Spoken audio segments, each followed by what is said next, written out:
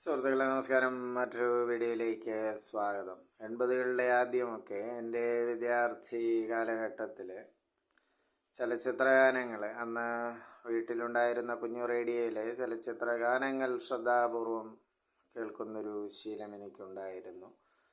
അപ്പോഴാണ് ചില ഗാനങ്ങൾക്ക് വലിയൊരു മാന്ത്രിക ആകർഷണീയത, അതിൻ്റെ ഓർക്കസ്ട്രേഷനും ആ ഒരു ഗാന സംവിധാനത്തിൻ്റെ ഒരു ഭംഗിയും അന്നത്തെ എൻ്റെ ആ ചെറിയ ആസ്വാദന മണ്ഡലത്തെ സ്വാധീനിക്കുകയുണ്ടായി.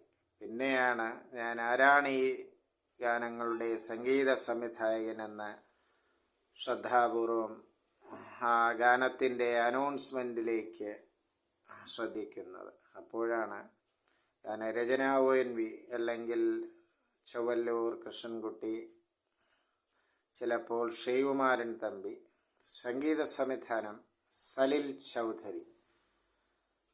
പിന്നെ പത്രങ്ങളിലും പത്രത്തിലെ വീക്കെൻഡ് ആ സിനിമാ പേജുമൊക്കെ ശ്രദ്ധിച്ച് മനസ്സിലാക്കിയപ്പോഴാണ് ബംഗാളി ചലച്ചിത്ര സംവിധായകനായ ശ്രീ സലിൽ ചൗധരിയാണ് ഈ മാന്ത്രിക ആസ്വാദ്യത അല്ലെങ്കിൽ ആകർഷണീയതയുള്ള ഗാനങ്ങളുടെ സൃഷ്ടാവ് എന്ന് എനിക്ക് അന്നത്തെ കാലഘട്ടത്തിൽ മനസ്സിലാവുന്നു. പിന്നെ അദ്ദേഹത്തിൻ്റെ ഗാനങ്ങൾ, ശ്രീ സലിൽ ചൗധരിയുടെ ഗാനങ്ങൾ ശ്രദ്ധാപൂർവം കേൾക്കുകയും ഏത് വീട്ടിലെ കുഞ്ഞു തിരക്കിനിടയിലും റേഡിയോയ്ക്ക് മുന്നിൽ ശ്രദ്ധാപൂർവം കാതുകൂർപ്പിച്ച ഗാനങ്ങൾ കേൾക്കുന്ന ശീലം എൻ്റെ മനസ്സിൽ ഉടലെടുക്കുകയായി. ശ്രീ സലിൽ ചൗധരിയെക്കുറിച്ച് പിന്നെ ധാരാളം വായിച്ച് മനസ്സിലാക്കാൻ കഴിഞ്ഞു. ബംഗാളിലെ തന്നെ തലമുതിർന്ന കഴിവുറ്റൊരു ചലച്ചിത്ര സംഗീത സംവിധായകനാണ് ശ്രീ സലിൽ ചൗധരി. നല്ലൊരു സംഗീതജ്ഞനുമാണ്. അസാമി നാടോടി സംഗീതത്തിൻ്റെ ഒരു സ്വാധീനമാണ് അദ്ദേഹത്തിൻ്റെ ഗാനങ്ങളിൽ കൂടുതലും എന്ന് ഏതോ സംഗീത നിരീക്ഷകൻ എഴുതിയത് വായിച്ചതിവിടെ ഓർമ്മിക്കുകയാണ്. ഏതായാലും നമ്മുടെ മലയാളികളെ ഒന്നടങ്കം സംഗീതത്തിൽ നേരിയ താല്പര്യമുള്ള എല്ലാ മലയാളികളെയും ഹൃദയാകർഷിച്ച ഒരു ചലച്ചിത്ര സംഗീത സംവിധായകൻ തന്നെയാണ് ശ്രീ സലിൽ ദാ. കടപ്പുറം എന്ന ജയരാജിൻ്റെ സിനിമയ്ക്ക് വേണ്ടിയാണ് മലയാളത്തിൽ അദ്ദേഹം അവസാനമായി ചലച്ചിത്ര സംഗീത സംവിധാനം നിർവഹിച്ചത് എന്നാണ് എൻ്റെ ഓർമ്മ.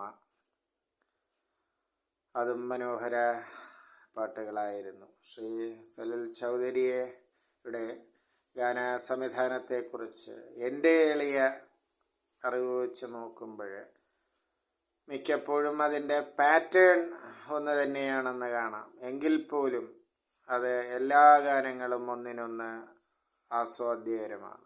അതാണ് അതിൻ്റെ പ്രത്യേകത. പലപ്പോഴും ഒരു പാറ്റേണിൽ വരുന്ന ഒരു ഫുഡാകട്ടെ, ഒരു കഥയാകട്ടെ, അല്ലെങ്കിൽ മറ്റെന്തുമാകട്ടെ, ഒരേ പാറ്റേണിലുള്ളതിന് ആസ്വാദകർ അല്ലെങ്കിൽ കാഴ്ചക്കാർ ഇഷ്ടപ്പെടാറില്ല. പക്ഷേ സലിൽ ദായുടെ സംഗീതത്തെക്കുറിച്ച് പറയുമ്പോൾ ആ ഒരു ഏതാണ്ടൊക്കെ ഒരു പാറ്റേണിലാണെങ്കിൽ പോലും അദ്ദേഹത്തിൻ്റെ ആ ഓർക്കസ്ട്രേഷനും ആ ഗാന സംവിധാനവുമൊക്കെ എല്ലാ സംഗീത ആസ്വാദകരെയും, എത്ര കഠിന ഹൃദയമുള്ളവരെയും ആകർഷിക്കുന്നു.